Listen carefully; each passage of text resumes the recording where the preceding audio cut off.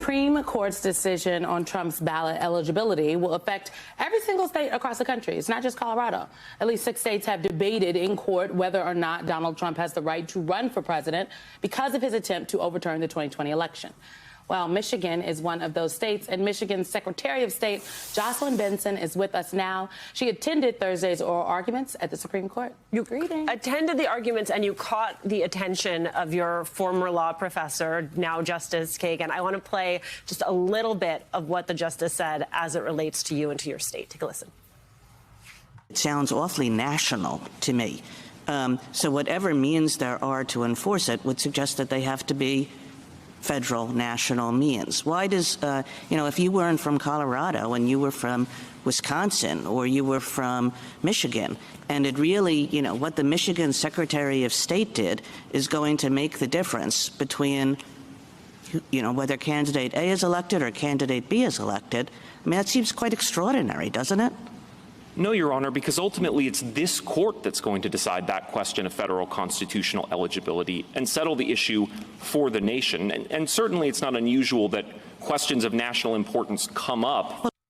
So I have a million questions about what she was like as a law school professor, but I will save those for another day. You filed a brief in this case. You didn't argue either way. You just said the decision needs to be swift. Tell me why. Yeah, we need clarity. I mean, you can't have a scenario in which voters are uncertain or a political party is uncertain or election administrators are uncertain as to who should be on the ballot. And yes, there are times in which candidate eligibility is certain. This is not one of them. This is a matter of first impression. There are a lot of competing issues here that the court really talked about in its oral arguments. And when you have an issue that is an issue of constitutional interpretation with national implications, you need a federal platform like the U.S. Supreme Court to weigh in and provide the clarity that the states need in this moment.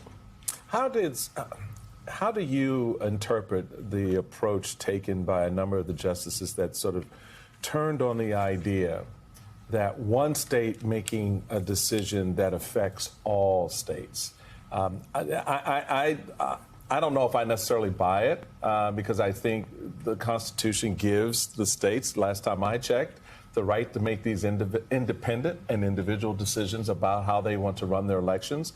So and we have examples of states, secretaries of state, saying to candidate A, B, or C, you're qualified or not qualified, you can be on the ballot or you can't be on the ballot.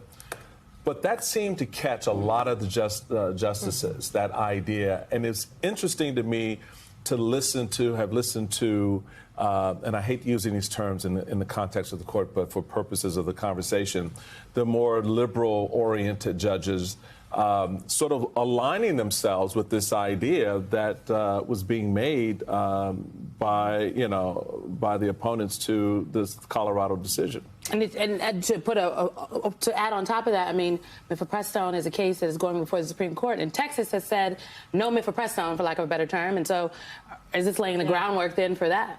It's hard to say because I think, when federalism is alive and well, it's really about balance. And as it relates to elections, yes, every state does have the right responsibility to determine various issues around our elections, but there are also federal standards. There are guardrails. The date of the election is one date for the most part, right. Nationwide. And when you have a federal national election, Congress, the U.S. Supreme Court, the U.S. Constitution does have a critical role to play to ensure equality across the states. And I was really struck by various justices talking about what would happen if there were different factual determinations in different states, leading to different determinations on this question of what is an insurrection and what is aided and abetted. The court touched on that a little bit, but really went back to when there's ambiguity, when it's not straightforward whether a candidate is eligible or not, that is when you need some sort of federal statement that provides that uniformity across the state. We talked about it Thursday amongst ourselves about just how the argument was made for the plaintiffs or the Colorado voters, the attorney for the Colorado voters, Jason Murray. You're an attorney yourself. You were a law professor. You were a dean of a law school.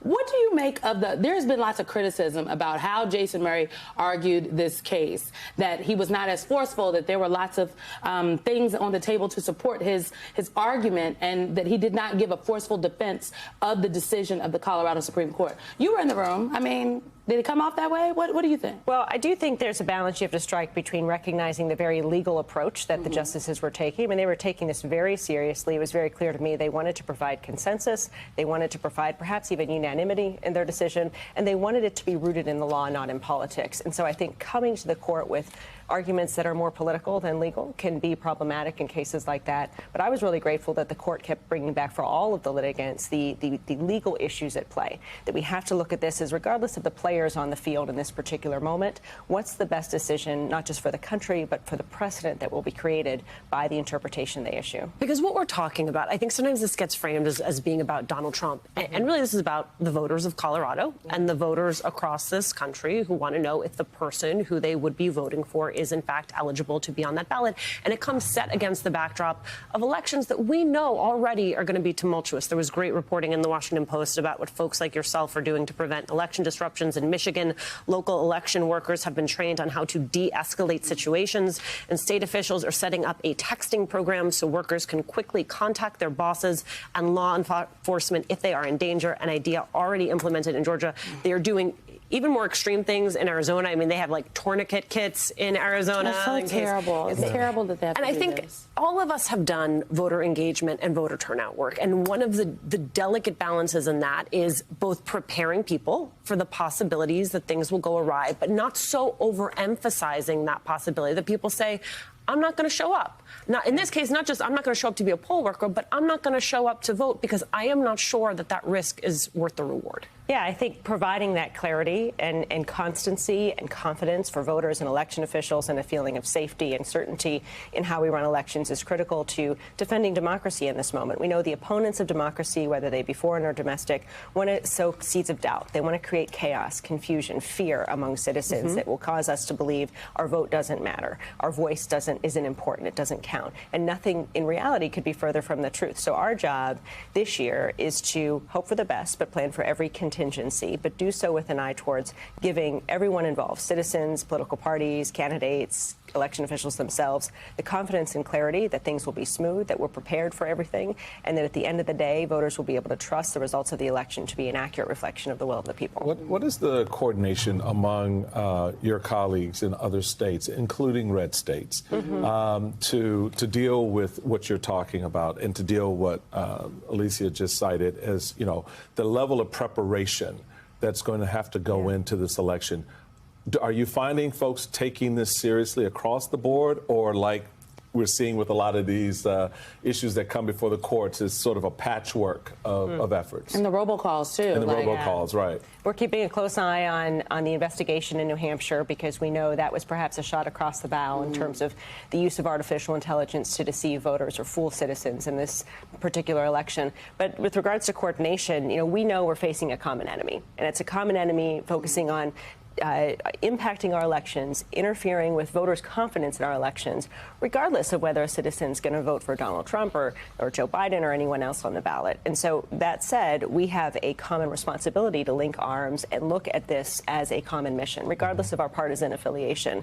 And I've seen that from my colleagues, particularly in battleground states. You've got Republican leadership in Georgia, you got Democratic leadership in Nevada, yet on Election Day, we're all focused on every voter and protecting every voter and protecting the voice of every citizen. And we found great, not just unanimity in that, but also, you know, great camaraderie. And we've been through the fire, particularly in Michigan and Georgia. You know, we've done this already. We know, remember in 2020, we were facing COVID. So preparation, adapting, adjusting to various changing circumstances was the norm.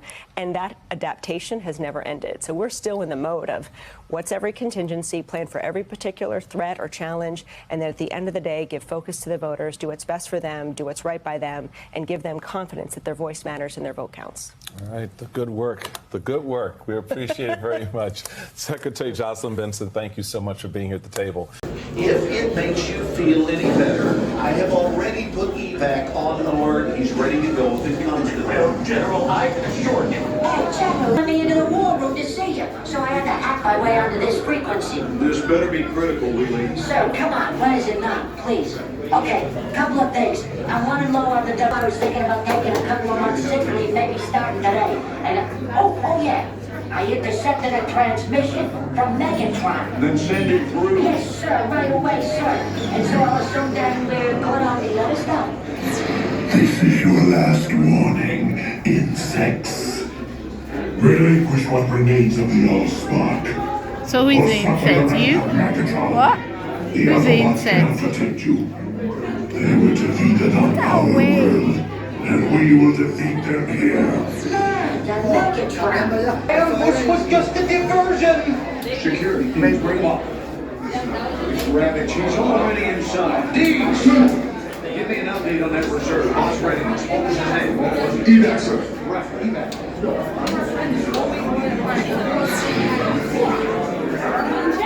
She's right in front.